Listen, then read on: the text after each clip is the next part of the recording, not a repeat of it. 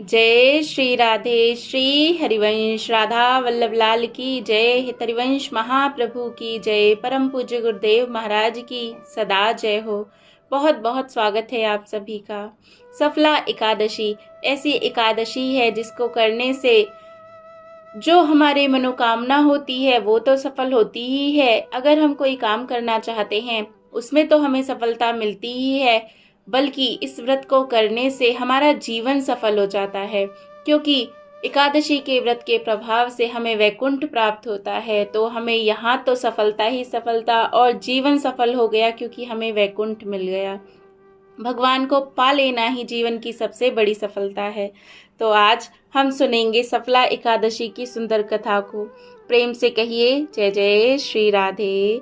और अगर आप व्रत नहीं भी करते हैं तो भी एकादशी व्रत की कथा अवश्य सुने, क्योंकि सिर्फ कथा सुनने से ही अश्वमेध यज्ञ करने का फल मिलता है।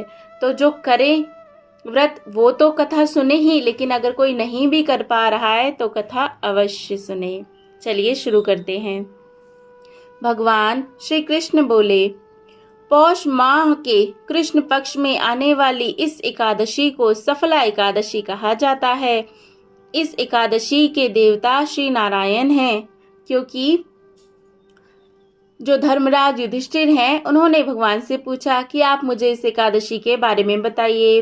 तो भगवान ने कहा, विधि पूर्वक इस व्रत को करना चाहिए। जिस प्रकार नागों में शेषनाग, पक्षियों में गरुड़, सब ग्रहों में चंद्रमा, यज्ञों में अश्वमेध और देवताओं में भगवान विष्णु श्रेष्ठ हैं, उसी तरह सब व्रतों में एकादशी का व्रत श्रेष्ठ है। जो मनुष्य सदैव एकादशी का व्रत करते हैं वे मुझे परम प्रिय हैं। इसका महात्म्य मैं तुमसे कहता हूँ, ध्यान पूर्वक सुनो। भगवान कह रहे हैं। भक्त वत्सल भगवान श्री कृष्ण कहने लगे कि धर्मराज, मैं तुम्हारे स्नेह के कारण तुमसे कहता हूँ कि एकादशी व्रत के अतिरिक्त मैं अधिक से अधिक दक्षिणा पाने वाले यज्ञ से भी प्रसन्न नहीं होता हूँ। अतः इसे अत्यंत भक्ति और श्रद्धा से युक्त होकर करें। हे राजन, द्वादशी युक्त पौष कृष्ण एकादशी का महात्म्य तुम एकाग्रचित्त होकर सुनो। तो अब सुनते हैं, भगवान कथा सुनाते हैं। चंपावती नगरी में एक महिष्मान नाम का राजा राज्य करता था। उसके 4 पुत्र थे। उनमें सबसे लुम्पक नाम का बड़ा पुत्र महापापी था। वह पापी सदा पर स्त्री और वैश्यागमन तथा दूसरे बुरे कार्यों में ही अपने पिता का धन नष्ट किया करता था। सदैव ही देवता, ब्राह्मण, वैष्णवों की निंदा किया करता था। जब राजा को अपने बड़े पुत्र के ऐसे कुकर्मों का पता चला तो उन्होंने उसे अपने राज्य से निकाल दिया। तब वह विचारने लगा कि अब कहाँ जाऊं, क्या करूं। अंत में उसने चोरी करने का निश्चय किया। दिन में वह वन में रहता और रात्रि को अपने पिता की नगरी में चोरी करता तथा प्रजा को तंग करने और उन्हें मारने का कुकर्म करता। कुछ समय पश्चात सारी नगरी भयभीत हो गई। वह वन में रहकर पशु आदि को मारकर खाने लगा। नागरिक और राज्य के कर्मचारी उसे पकड़ लेते, किंतु राजा के भय से छोड़ देते। वन में एक अति प्राचीन विशाल पीपल का वृक्ष था। लोग उसकी भगवान के समान पूजा करते थे। उसी वृक्ष के नीचे वह महापापी लुम्बक रहा करता था। इस वन को लोग देवताओं की क्रीड़ा स्थली मानते थे।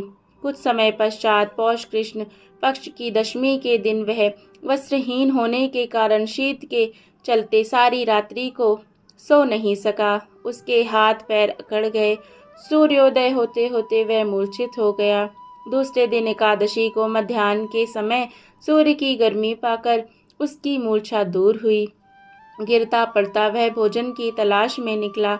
पशुओं को मारने में वह समर्थ नहीं था, अतः पेड़ों के नीचे गिरे हुए फल उठाकर वापस उसी पीपल वृक्ष के नीचे आ गया। उस समय तक भगवान सूर्य अस्त हो चुके थे। वृक्ष के नीचे फल रखकर कहने लगा, हे भगवान, अब आपके ही अर्पण करता हूँ ये फल, आप ही तृप्त हो जाइए। उस रात्रि को दुख के कारण रात्रि को भी नींद नहीं आई। उसके इस उपवास और जागरण से भगवान अत्यंत प्रसन्न हो गए और उसके सारे पाप नष्ट हो गए। दूसरे दिन प्रातः एक अति सुंदर घोड़ा अनेक सुंदर वस्तुओं से सजा हुआ उसके सामने आकर खड़ा हो गया।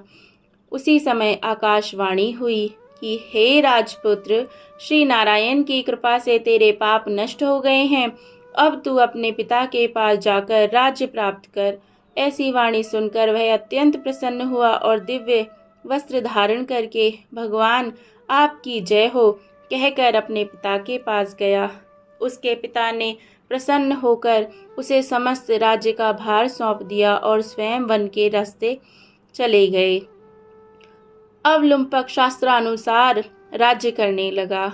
उसके स्त्री पुत्र आदि सारा कुटुंब भगवान नारायण का परम भक्त हो गया। वृद्ध होने पर भी वह अपने पुत्र को राज्य का भार सौंपकर वन में तपस्या करने चला गया और अंत में वैकुंठ को प्राप्त हुआ। जय हो। अतः जो मनुष्य इस परम पवित्र सफला एकादशी का व्रत करता है उसे अंत में मुक्ति मिलती है। जो नहीं करते वे पूंछ और सींगों से रहित पशुओं के समान हैं। इस सफला एकादशी के महात्म को पढ़ने अथवा श्रवण करने से मनुष्य को अश्वमेध यज्ञ का फल मिलता है। जय जय श्री राधे, जय जय श्री राधे श्याम। आशा है खूब आनंद आया होगा। अगर आपने चैनल को सब्सक्राइब ना किया हो तो ज़रूर करें। जय जय श्री राधे, श्री हरिवंश।